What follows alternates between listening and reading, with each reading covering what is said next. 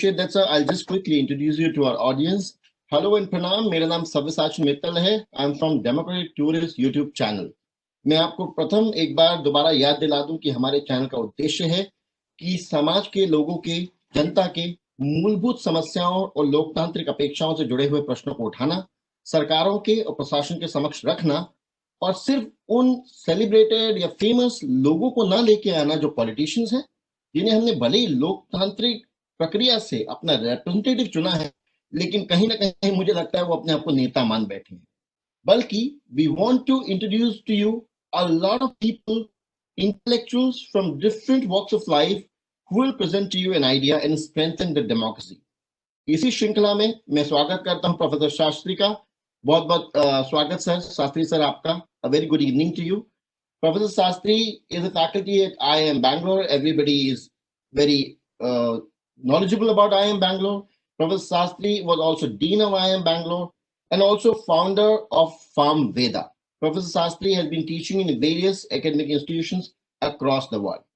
Professor Sastry, if I'm right, you're also co-founder of Association for Democratic Reforms, through which you strengthen the democratic process. इसी संदर्भ में मैंने आपका एक वक्तव्य कहीं पढ़ा है. Before I start discussing and understanding the farmers' law in detail and the implications on all of us, citizens in the country, आप कहते हैं we need to hold citizens as well as government accountable and save both from needless harassment. This is a very interesting quote you have mentioned somewhere. Can you help me understand this better? This is something very, very interesting for me, where you are holding citizens also equally accountable. See, democracy means by the people, for the people, of the people. तो जब हम vote डालते हैं, इसका मतलब ये नहीं कि पूरी जिम्मेदारी हमने सरकार को सौंप दी है. तो हमारी क्या जिम्मेदारी होती है? अगर हम घर में किसी को काम पे रखते हैं या किसी को पगार देते हैं, तो ऊपर एक नजर तो जरूर रखते हैं कि भाई काम ठीक से हो रहा है कि नहीं. ऐसे नहीं कि भाई मंथली सैलरी दे दी और भूल गए. अभी सरकार से भी हमारा वही रिश्ता है, क्योंकि सरकार के पास जो पैसे आते हैं, लाखों करोड़ का पैसा, वो जनता का पैसा है और हमने उनको एक जिम्मेदारी सौंपी है कि वो हमारे लिए काम करें. तो अगर वो बात सही है और डेमोक्रेसी में या प्रजातंत्र में यही लिखा है कि यही बात है, और तो फिर हमें फिर एक नजर जरूर रखनी पड़ेगी.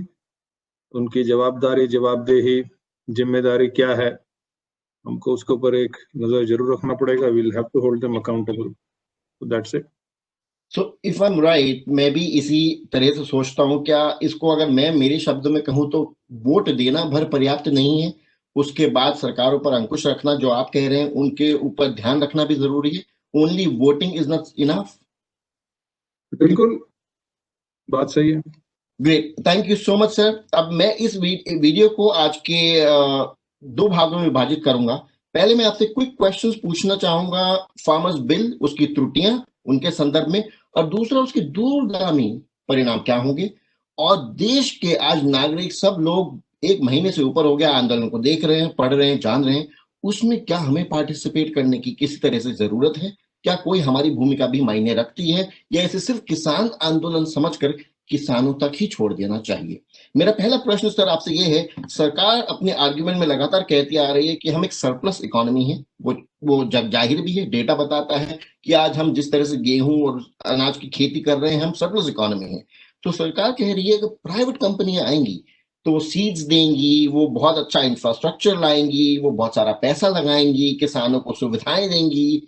तो उस माध्यम से सरकारों का मानना यह है कि सरप्लस इकोनॉमी से प्राइवेट कंपनी से डिमांड ओरिएंटेड ग्रोथ करा पाएंगी. सो do you think that is a प्रावधान इस बिल में? क्या उस तरह के प्रावधान को ऐसे झलकाया गया है? देखिए, ये पूरा जो सवाल ही है ना, आप बुरा ना माने, हमको ये पूछना पड़ेगा इसके पहले कि ये बिल उन्होंने क्यों पास किया. इस गंगा की गंगोत्री कहाँ से शुरू हुई है? किसके लिए किया जा रहा है?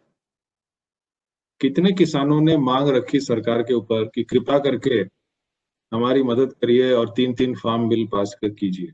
Absolutely. ये like a bolt from the blue, जैसे बिजली गिरती है ना अचानक, 3 बिजलियां, Mhm. तो वो बिजली का बिल आ गया है अभी। तो इसमें जब किसानों ने कभी मांग ही नहीं की है, तो कुछ चंद बुद्धिजीवियों ने दिल्ली में बैठ के तय कर लिया है कि हमारी जो इकोनॉमी है ऐसे चलेगी। वो पता नहीं अर्थशास्त्र के ऊपर आधारित है जो हमारे वेदों में लिखा है, या चाणक्य नीति पे आधारित है, Mhm. या वेस्टर्न लिबरल मार्केट इकोनॉमी के ऊपर आधारित है, वो हमें खुद ही समझना पड़ेगा। Mhm. और ये तो कोई भी बच्चा समझ सकता है कि ये जो बिल हैं, तीनों के जो बिल हैं, चाहे वो किसानों का भला करे या ना करे, वो बाद में हम उसकी चर्चा करेंगे। एक जी। बात बिल्कुल स्पष्ट है कि तीनों बिल जो हैं वो जो बिजनेस, व्यापारी, एग्री बिजनेस और बड़े बड़े जो उद्योगपति हैं उनके हित में किया गया है। इसमें तो कोई डाउट ही नहीं, उनको फायदा उनको होने वाला है। Mhm. वो अच्छा है बुरा है, मैं ये नहीं कहता हूँ कि सबका भला ना हो, Okay. मगर इसमें किसानों का भला होगा कि नहीं होगा वो बहुत लंबे चर्चा की बात है, और ये आइडियोलॉजिकल है। और इसमें आर्गुमेंट्स, अभी आर्गुमेंटेटिव इंडियन क्या है कि हम क्या करते हैं, पहले हम एक चीज को का निर्णय ले लेते हैं, उसको तय कर लेते हैं, निश्चय कर लेते हैं कि ऐसा होगा। जी। उसके बाद क्या करते हैं, तमाम आर्ग्यूमेंट्स अपनी पोजीशन को सपोर्ट करने के लिए इधर उधर के फैक्ट्स और इधर उधर के सिलेक्टिव आर्ग्यूमेंट्स लेके कहते हैं कि भाई देखिए हम तो इसलिए कर रहे हैं। Mhm. ये सब ये तर्क है, Mhm. ये तर्क से नहीं होता है, ये दिल की बात है, ये तर्क वाली बात नहीं। So we're trying to justify. They're trying to justify this stance that they've taken already. I mean, this is the art of politics. You take a stand and keep on justifying it and selectively quote facts. And there is always an ideological. So there are 1,000 Buddhajivis who say it is bad. There are another 850 who say it is good. And we are dividing the society and debating endlessly. When what was the original problem that we are trying to solve is not even clear. I read a very interesting comment. You wrote articles. You have been, exercising your opinion on this since September, or perhaps much before. आपने Watergate का mention किया, आपने mention किया follow the money. You were talking about. So एक बहुत ही छोटा सा प्रश्न में जिसका संक्षेप में जवाब चाहूंगा, क्या आपको नहीं लगता या कि बीजेपी ने या एनडीए गवर्नमेंट ने भी ये आभास तो किया होगा that there can be a protest on this? Or is it planned? Perhaps they wanted a protest. I am perhaps myself very surprised. ये मेरा काम नहीं है कि बीजेपी वालों की क्या रणनीति है, उनके दिमाग में क्या है, वो प्रोटेस्ट चाहते हैं नहीं चाहते हैं, वो जाने और उनकी वो रणनीति जाने, उससे मुझे कोई लेना देना। Okay. हमारा मतलब केवल इस देश की 2 वर्ग हैं, एक तो किसान तो नहीं, जी। और साथ साथ हम जैसे लोग, आप जैसे लोग, और तमाम जो खाना खाते हैं, जो कंज्यूमर्स हैं, हमारा तो उन्हीं के साथ मतलब है। पॉलिटिकल पार्टी से हमारा कोई मतलब नहीं है, उनकी क्या रणनीति है हमको कुछ नहीं मालूम। तो इसी श्रृंखला में आगे बढ़ते हुए sir, if I can ask you कि एमएसपी वैसे भी लगभग 6 से 7% लोगों को, किसानों को मिलता है। सो डू यू थिंक कि एमएसपी को लागू करने से, ये नियम बनाने से, अभी एक जो मांग उठी है, हालांकि किसान तो बोल रहे हैं हमें एमएसपी चाहिए ही, मतलब हमें तो नियम ही खारिज चाहिए, लेकिन साथ में एमएसपी कानून भी बने। तो क्या ये एमएसपी कानून बनने की मांग इसलिए है क्योंकि नियम आ गए हैं? क्योंकि आज से पहले तो एमएसपी को कानून बनाने के इतने बड़े स्तर पर कोई आंदोलन नहीं था। So do you think MSP should become a law? And will it help people at large? क्योंकि MSP पे सरकार ज्यादातर गेहूं चावल की फसल ही खरीदती है, जो पब्लिक डिस्ट्रीब्यूशन सिस्टम के लिए खरीदती है। तो क्या MSP बनने से किसानों को फायदा हो जाएगा? सब्यसाची जी, आपके जो सवाल हैं बहुत अच्छे सवाल हैं, बट वो बहुत स्पेसिफिक और एक स्ट्रक्चर फ्रेमवर्क के अंदर से आप पूछ रहे हैं, मगर मैं इसका एक जवाब अलग तरीके से दूंगा। आप दुनिया भर में देखिए, जी। चाहे अमेरिका हो, चाहे यूरोप हो, चाहे जापान हो, केवल free market economies, capitalist free market economies की बात करें, वहां पे जो एग्रीकल्चर का जो सब्सिडी है वो इंडिया से 10 से 100 गुना बड़ा है। 10 to 100 times more subsidy is being given in those countries. True. Now, when the free market economies are not able to let agriculture remain with the market forces, Okay. Why do we think that in India, where the majority of the population is in farming, can be left to the tender mercies of free market without any subsidy, without any market regulation, because it is not done anywhere in the world. The US is subsidizing agriculture like nobody's business. Right. The European Union is subsidizing it anything. See, unfortunately, some of our people who are not informed about all these issues, who are there as intellectuals and economists in India, they have just taken a view that socialism is bad. Maybe it is bad. I'm not defending socialism. Subsidy is bad, and the private sector is very good. Okay. Privatization of everything is going to bring about lasting happiness in this world. Maybe that is also true, but the question is, why are the Western powers who also believe in free market subsidizing agriculture? Why can't we do that? So this whole thing about whether MSP should be there, whether MSP should be, see, there are 101 ways of ensuring that agriculture becomes self-reliant, and whether it is through MSP or this subsidy or that subsidy, whatever, we can go on discussing the details. But we have to accept a central fact that the society at large, that is people like you and me who are paying taxes through the government, have to support the agricultural sector. Otherwise, हमको खाने को नहीं मिलेगा. Or we will have riots on the streets, or we will become a banana republic where we will be forced to import food. For example, in milk, we are self-sufficient, but our neighboring countries, whether it is Sri Lanka, Bangladesh, Pakistan, etc., they are importing milk from the West. The reason India is self-sufficient is because the farmers, dairy farmers of India, were solidly organized and supported through a very famous thing called Amul. Amul, cooperative. Bilkul. So that is by the farmer, of the farmer, and for the farmer. Just like democracy, by the people, उसी तरीके से किसानों का, किसानों के लिए, किसानों द्वारा. उस तरीके के जब संगठन बनेंगे, तब समृद्धि किसानों को भी मिलेगी, आपको और हमको मिलेगी, जो खाना खाते हैं, जो शहरों में रहते हैं, उनको भी समृद्धि मिलेगी और देश असली में तरक्की करेगा. So then, taking the cue from your point, food processor producer organizations का भी आपने भी जिक्र किया है. A lot of people are talking about it. Then, do you think क्या ये कहना सही होगा कि सरकार अपनी जिम्मेदारी से पल्ला झाड़ रही है? Rather than taking accountability of how Food Corporation of India can work, वो अपने सिस्टम को कैसे दुरुस्त कर सकते हैं, और ऐसे farmers producer organizations कैसे build कर सकते हैं, cooperatives कैसे build कर सकते हैं? Are they trying to privatize this? Is it like not taking responsibility? You see, what has happened is over the last 60-70 years, various government interventions have started with good intentions. But for various reasons, which are very lengthy, they have not been implemented properly. So there are problems, whether it is with the Mandi system or with the FCI or with the MSP and various other subsidies and the disaster of loan waivers that the government keeps announcing. Right. So our efforts to help the farmers has been not very successful. There are reasons for it. So now maybe the government thinks of bringing the private sector and everything will be done. Okay. Now, whether these very same companies have been funding the governments for elections and are now demanding their pound of flesh, we have no idea. Okay. We have absolutely no idea about all these issues. But our ADR data shows that 90% of the funding is going to the ruling party. Before this party came to power, the previous ruling party also used to get more funds, because that's the psychology of the industrialists to fund the party in power, but not 90%. Yeah. So now,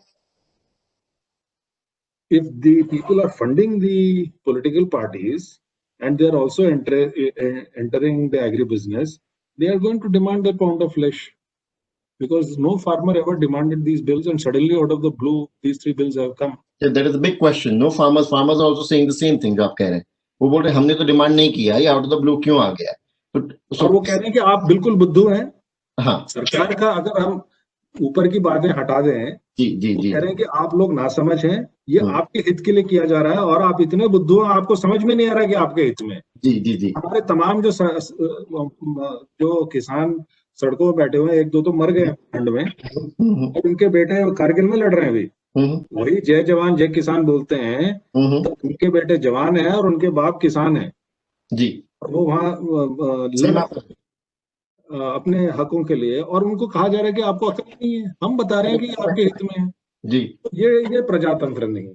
ji so that means there is also a big question mark the way government handled the protest per se, कि this is not a very right way of handling the protest, कि उनको बिल्कुल बेवकूफ समझ लेना। For the political parties, there is only one right way, because they have a very limited perspective. कुर्सी पे बैठना है और सत्ता हमें चाहिए। अगर उनकी जो भी रणनीति है वो एक ही दृष्टि में दिखी जाती है कि भाई हमको मिलेंगे और अगली बार हम जीत के आएंगे कि नहीं। हम और जी चर्चा कर सकते हैं कि ये सही है, गलत है, ये है, वो सब देर नॉट, वो उनको धर्म से कोई मतलब नहीं है। धर्म तो और आपने एक बहुत इंपॉर्टेंट बात करी कि सारी सरकारें सारी पार्टियां यही करती हैं। सो ये ट्राई टू से कि बीजेपी हो या कांग्रेस हो, खासकर से जो बड़े दल हैं वो जो आते हैं उनमें से किसी से भी कोई खास अपेक्षा करना इस संदर्भ में कुछ खास नहीं होगा। क्या किसान इसलिए भी दुखी हैं या अविश्वास है, असंतोष है कि कोई भी पार्टी की सरकार रही हो, given the way you are even talking about area data in which through lot of sources, कि रूलिंग पार्टियां, ये बड़ी बड़ी पार्टियां कहीं ना कहीं वो प्राइवेट प्लेयर्स को ही फायदा पहुंचाती रही हैं आज तक एग्रीकल्चर सेक्टर में भी। तो दैट मींस दे ऐसा डोंट। कुछ नहीं है। सी उनका उन्होंने कोई कसम नहीं खा रही कि हम किसानों का घाटा देंगे। उन्होंने यही कसम खा रखी है कि किसी ना किसी तरीके से हमको इलेक्शन जीतना है, चुनाव जीतना है। अगर उस चुनाव जीतने के लिए उनको किसानों को पैसा देना है तो पैसा देंगे, अगर कुछ और करना है तो कुछ करेंगे। उनको मतलब किसी वर्ग से मतलब नहीं है, उनको सत्ता से मतलब है। और बड़ी पार्टियों की बात क्यों कर रहे हैं, रीजनल पार्टीज भी ऐसे ही कर रही हैं। I was just coming to that. I was just अभी coming. इसी पार्टी के दो राज्यों में, उत्तर प्रदेश और उसका नाम क्या है, महाराष्ट्र में, उन्होंने फार्म लोन्स वेव कर दिए। जी दोनों स्टेट्स को मिला के 60-70 हजार, दो स्टेट्स में केवल। और उन्होंने इतना हल्ला मचाया था जब कांग्रेस ने किया था, अब खुद बढ़ के वो लोन वेवर कर रहे हैं। तो वो किसानों के हित में है कि नहीं मुझे नहीं मालूम। और इस चुनाव के पहले 6,000 रुपया हर एक किसान के बैंक अकाउंट में डाला गया। राइट। तो पहले वो बंगाली में कहते थे कि तुम्ही हमें अमाके रक्त दाओ, हमें तुम्हाके मुक्ति दे। जी हाँ, अभी कह रहे हैं कि आप मैं तुम्हें पैसा दूंगा, आमी तुम्हाके टाका देवे, तुम्हें हमारे वोट दाओ। उल्टा हो रहा है, तो वोट खरीदा जा रहा है। अभी डायरेक्टली खरीद खाते में इसका कोई मतलब नहीं है। उनको चाहिए कि भाई हमको इलेक्शन जीतना है, उसके लिए कुछ भी करने को तैयार है, एज लॉन्ग एज प्रत्यक्ष रूप से आंखों के सामने खरीदा जा रहा है वोट। जब 6,000 रुपए हर एक किसान को दिया गया चुनाव के पहले, तो खरीदा नहीं गया तो क्या गया? तुम्हारे टाका देवे, तुम्हें हमारे रक्त वोट दाओ, सीधा बोल रहे हैं। Absolutely, sir. So, sir, इसमें I also have a question. There are a lot of questions people have also asked कि क्या ये कानून अगर सिरे से खारिज भी कर दिया जाए, even if it is repealed, do we need any kind of reform in a law in agriculture sector? And if that's so, should that come from a state government because it's a state subject, और central कानून जो एक blanket कानून की तरह आए? See, there are constitutional issues, but I would not go by all that. You see, whatever is required for the agriculture sector in a fair way and in a sustainable way, so that it becomes really prosperous and we all become proud of the agriculture sector much more than we already are. That is definitely required. We are not saying that the old system is perfect. In fact, my personal opinion is किसानों के लिए, किसानों द्वारा, मतलब for the farmer, of the farmer, by the farmer, हम संगठन बनाने हैं। उसमें सरकार की थोड़ी मदद चाहिए, मगर सरकार जब भी वो मदद करते हैं तो वो पूरा हुकूमत और नियंत्रण अपने हाथ में रख लेते हैं, और उनके दिमाग में ये नहीं आता कि भाई किसान भी वो भी अपना काम खुद कर सकते हैं। तो the American government supported cooperatives in America, CHS. It is one of the world's largest agricultural cooperatives. It gets no subsidy from the government. It is a $40 billion company. It is all completely cooperative in the free market economy of the United States. correct. I can give you many such examples. That is Absolutely. what we are also doing. हम भी 35,000 किसानों का संगठन बना के रखे हैं। I was about to come to that. उसमें हर वक्त कंस्ट्रेंट्स ही हैं। Mhm. अगर सरकार की तरफ से जो रूल्स और रेगुलेशन में कंस्ट्रेंट ना रहे तो मैं तो कहता हूँ कि 35,000 से हम 35 लाख तक पहुंच गए होते। Okay. But Okay. we have only created a system which tells you what you cannot do and apply for this permission, apply for that permission, and get 25 this and get that body's signature and this guy's signature, and Mhm. the whole system is bad. So of course the system has to change. Mhm. I will come to that also. You know, how are you supporting these 35, 36,000 farmers? But before that, I have a quick question. कि अगर ये system बदलना है और जैसी परिस्थिति है, आखिरकार जैसी भी सरकार है, we all agree and it's a mass opinion to an extent whether we agree or disagree कि शायद हमने एक डिक्टेटरशिप को इलेक्टोरली तरीके से डेमोक्रेटिक तरीके से चुन लिया है, लेकिन आज के परिवेश में इस स्थिति में क्या इसको हम विंटर सेशन बुला के प्रेसिडेंट को रिक्वेस्ट करके क्या इसको डिबेट करके बिल में अमेंडमेंट लाए जा सकते हैं? एक, या अगर रिपील कर दिया गया तो जो नया बिल बनेगा अगर हमें चाहिए रिफॉर्म्स तो क्या इसमें उसके कोई भी प्रावधान नहीं लिए जाएंगे? Is this bill completely wrong?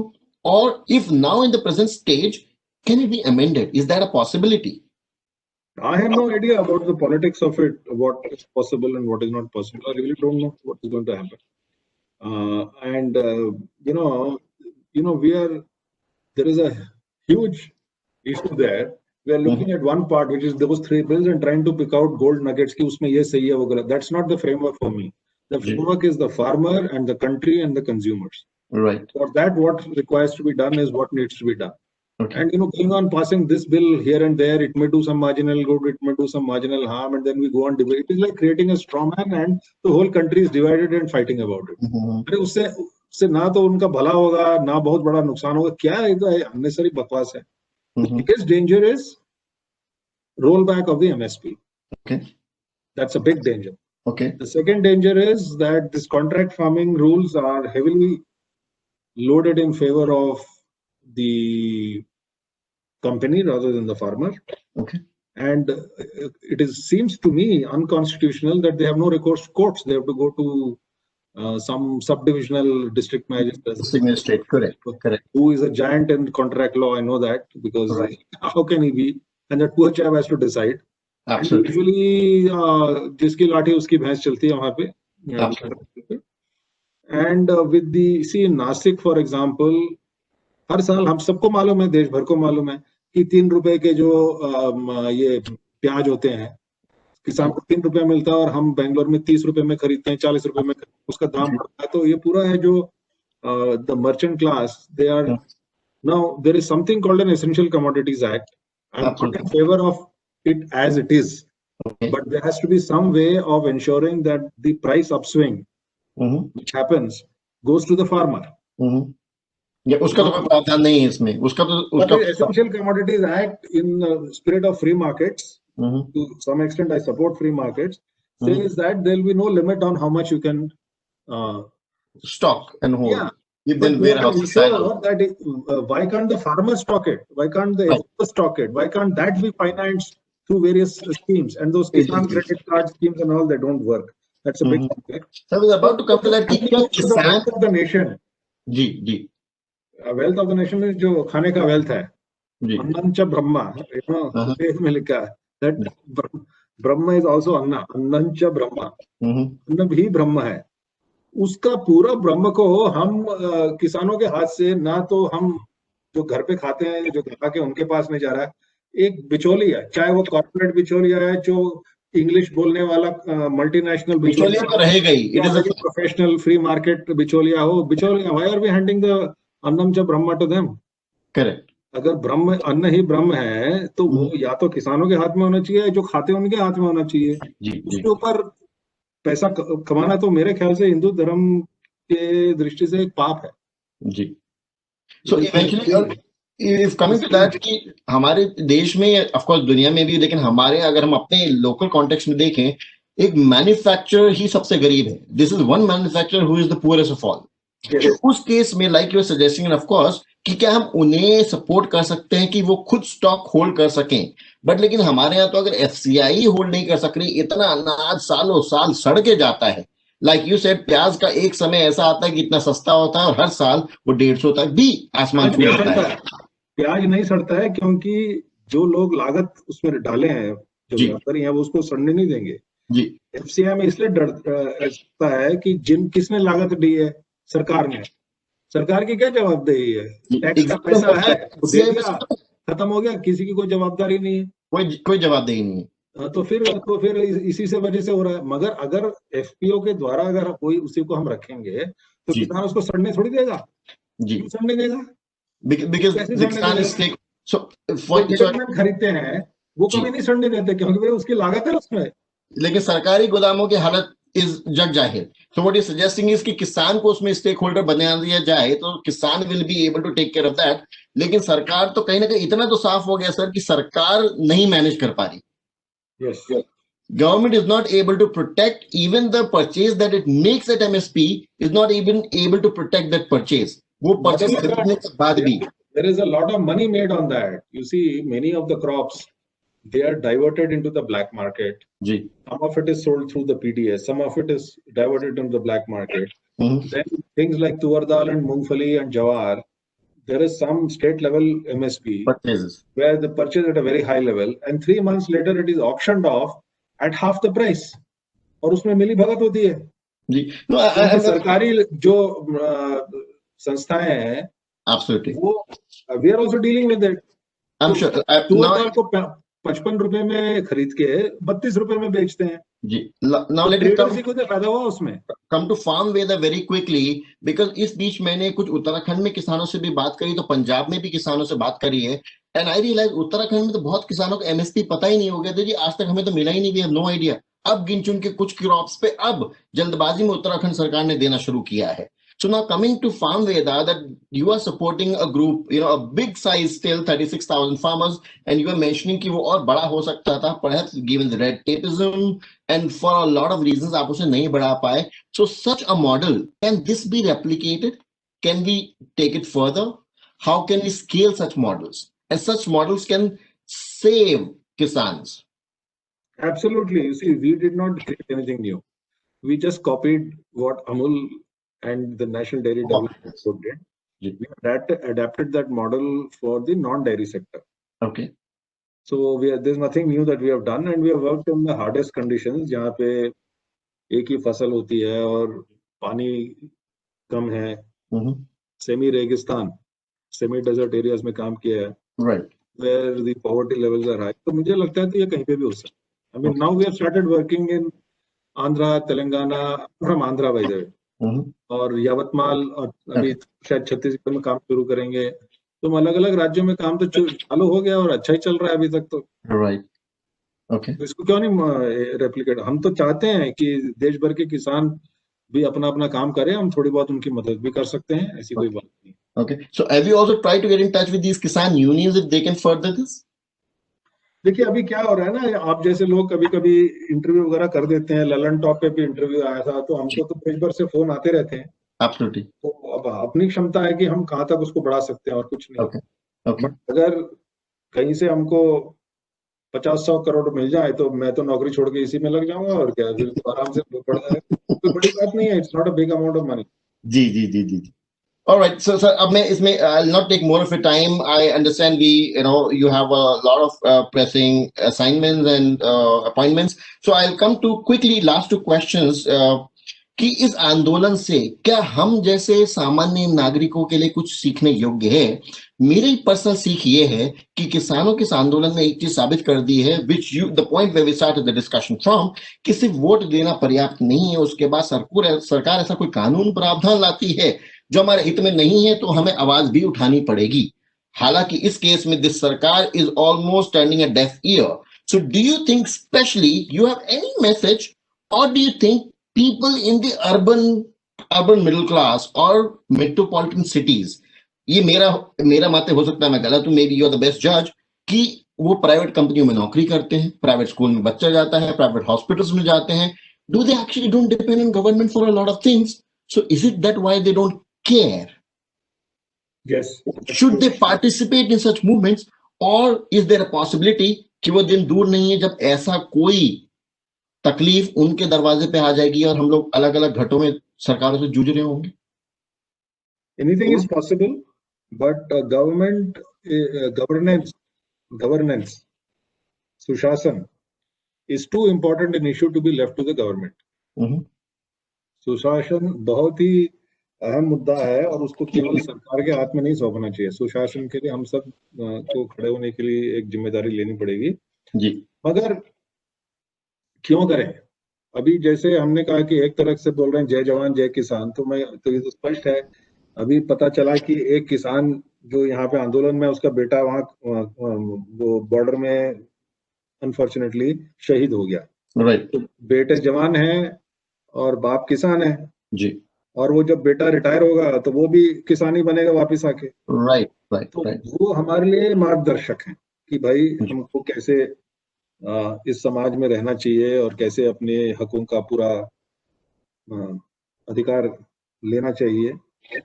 और साथ साथ जो नॉन किसान लोग हैं, हम सब लोग जो हैं, हम तो किसान नहीं है, हमको ये सोचना है कि अपने लिए और अपने बच्चों के लिए और अपने बच्चों के भविष्य के लिए अगर हम केवल सत्ताधारी राजनीतिक दलों को पूरा जिम्मेदारी हम सौंप दें और घर पे बैठे रहें, तो ह्यूमन नेचर ऐसा है कि मनमानी तो होगी जी।